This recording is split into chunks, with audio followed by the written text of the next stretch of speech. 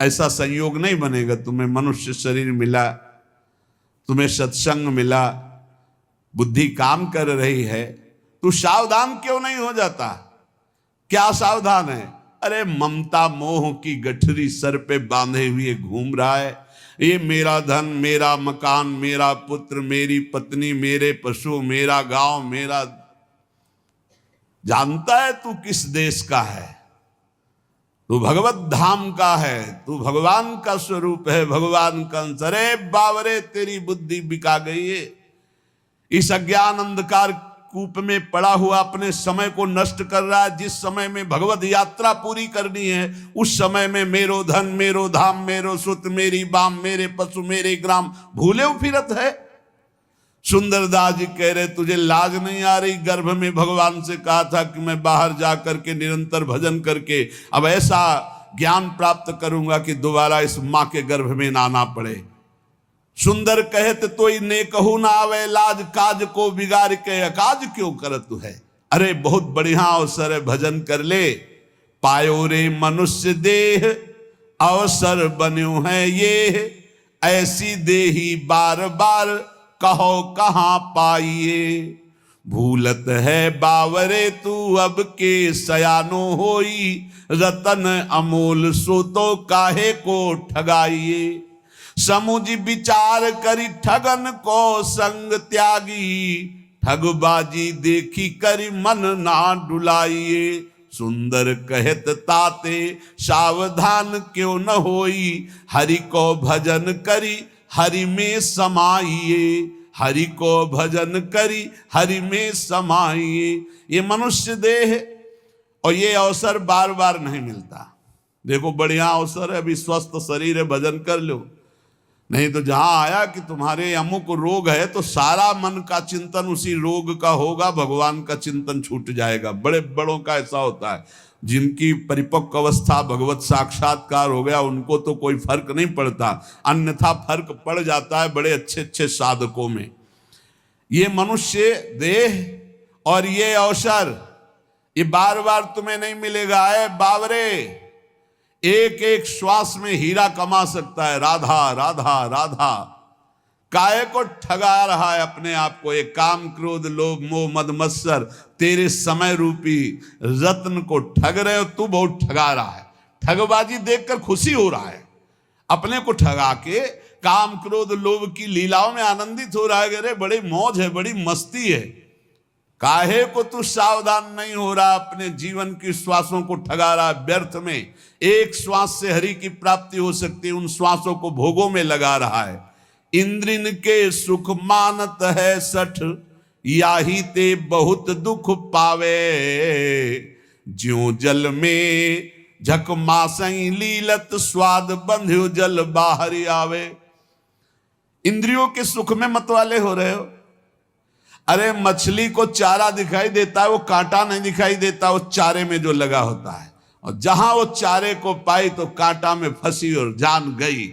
ऐसे ही तुझे इंद्री भोग दिखाई दे रहा है, लेकिन उसमें जो फसाव है, उसमें जो दुर्गति है, उसमें जो पाप है तुझे नहीं दिखाई देता है। ज्यों कपि मूठी न छाड़त है, रसना बस बंद पर्यो बिल लावे। सुंदर क्यों पहले न संहारत, जो गुड़ खाए सो कानु बिंधावे। बोले एक सुराई है, उसमें छुहारा भरा है, बंदर ने ऐसे झपट कर दोनों हाथ डाल दिए, मुट्ठी बंद। अब उसको लगता है किसी ने पकड़ लिया। छुहारा छोड़ दे तो मुक्त हो जाए, लेकिन वो छुहारा छोड़ नहीं सकता, लोभवश उसको लगता है मुझे किसी ने पकड़ लिया। अब वो ऐसे झूमता रहता है और पकड़ने वाला उसको पकड़ लेता है। यद्यपि छोड़ के वो भाग सकता है पर नहीं भाग पाता। गांव में जब कान छेदन होता है तो उस बच्चे के मुख में पहले मीठा डाला जाता है और मीठे के स्वाद में जहां मगन हुआ तक कान छेद दिया जाता है। बोले ऐसे ही माया पहले मिठाई फेंकती है, भोगों की सुख वृत्ति, और उसमें जो छेदन भेदन, उसमें जो हमारी बंधन वृत्ति प्रकट होती वो दिखाई नहीं देती। पेट ते बाहर होते ही बालक आई के मातु पयोधर पीनो। मुंह बंध्यो दिन ही दिन और तरुण भयो तीय के रस भीनो। जब गर्भ से बाहर निकले तो माता के दुग्ध पान में मगन रहे, फिर खेलने में मगन हुए, जवानी हुई तो स्त्री में मगन हो गए। तरुण भयो तिय के रस भीनो, और पुत्र प्रपुत्र बंध्यो परिवार सो, ऐसे ही भांति गए पन तीनों।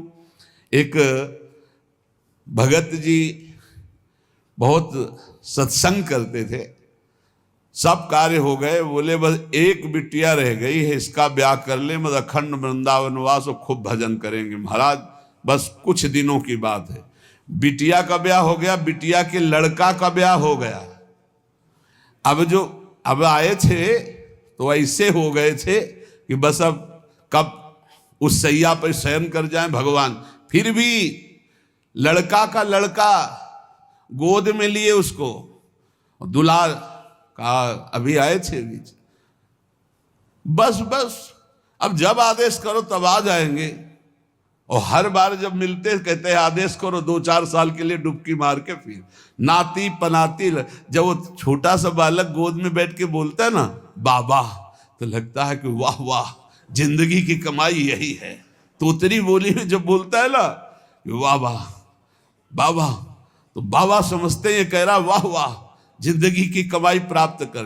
अब वो तोतली बोली, और घर परिवार के जब कि अगर हम दरवाजे पे नहीं बैठेंगे ना तो सब बर्बाद कर देंगे लड़के, और मरते दम तक वहीं दरवाजे पर बैठे खखारते रहते हैं, और मर के चले जाते हैं, लौट के कुत्ता बन के फिर वही बैठते हैं आकर के।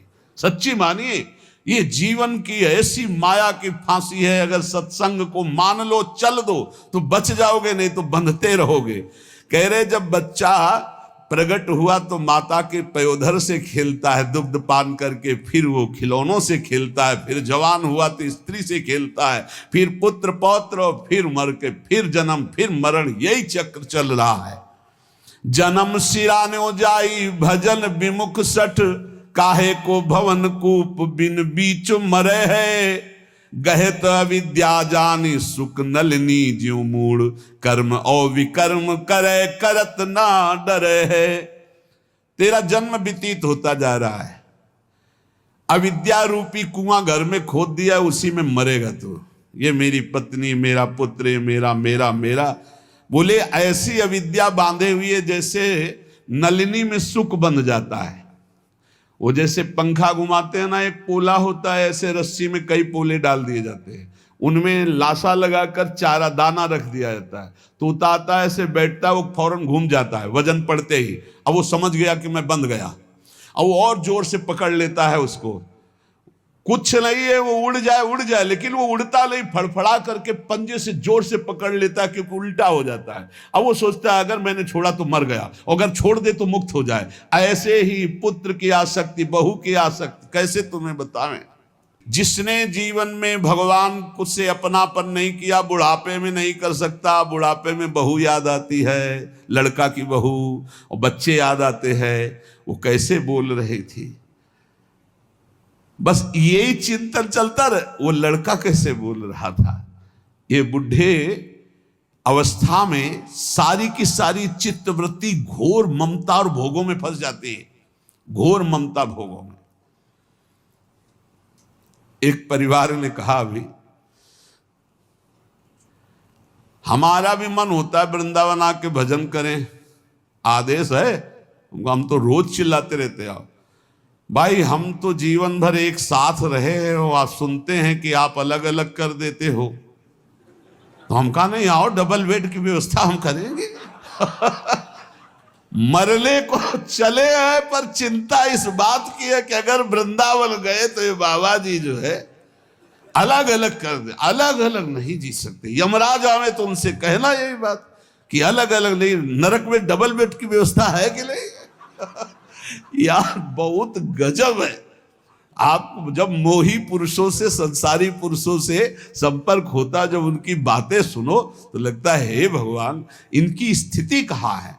श्री सुंदरदास जी कह रहे हैं, गहे तो अविद्या जान सुख नलनी जो मूड, कर्म विकर्म करे करत ना डरे है। कुछ नहीं बुढ़ापा में, केवल चिंतन, ना तो एक प्रभु का चिंतन, ना मरने का कि कोई बात है कि हम मरकर कहां जाएंगे, कैसे जाएंगे। बहुत विचित्र खेल है, बहुत विचित्र खेल। अगर बुढ़िया पास में है या बुढ़ा पास में, दोनों हैं, परम पद में है, उनको कोई और परम पद नहीं चाहिए। और ये पता नहीं है कि जीवन एक क्षण में विलग होकर के कहां कहां चले जाएंगे। हम कहते हैं प्रेम करो, सब में भगवत भाव करो, लेकिन आखिरी बात को सोचो। तुम यहां से जब जाओगे तो बिल्कुल अकेले जाओगे। तुम्हारा भजन कार्य करेगा। तुम भजन करके अपनी पत्नी को भी उन्नति के मार्ग में, अपने पुत्र को भी, भजन से क्यों रहित हो, कोई साथ नहीं देने वाला। साथ गंगा में डूब जाओ तो भी साथ नहीं जाओगे, नहीं जाओगे साथ। उसका कर्म उसको ले जाएगा, आपका कर्म आपको ले जाएगा। और शरीर छोड़ने के बाद कोई लौट के नहीं देखता कि कौन हमारी बुढ़िया थी, कौन हमारा बुढ़ा था। ये सब केवल शरीर तक है। ये अविद्या जान सुख नलिनी जो मूढ़ कर्म ओ विकर्म करे करत ना डरे। कर्म करते हैं, विकर्म पाप कर्म करते हैं, इनको डर नहीं लगता है। आप ही ते जात अंध नरक में बार बार अजहू न संक मन माही अब करे हैं। दुख को समूह अवलोक के न त्रास होई, सुंदर कहत नर नाग पास परे है। नाग पास जैसे हर क्षण कसती जाती है और भारी कष्ट होता है, ऐसे मोह विशाल कष्ट देता रहता, विशाल कष्ट। झूठो जग ऐन सुनु नित्य गुरु बैन देखे, अपने हूं नैन तेऊ अंधरा है जवानी में।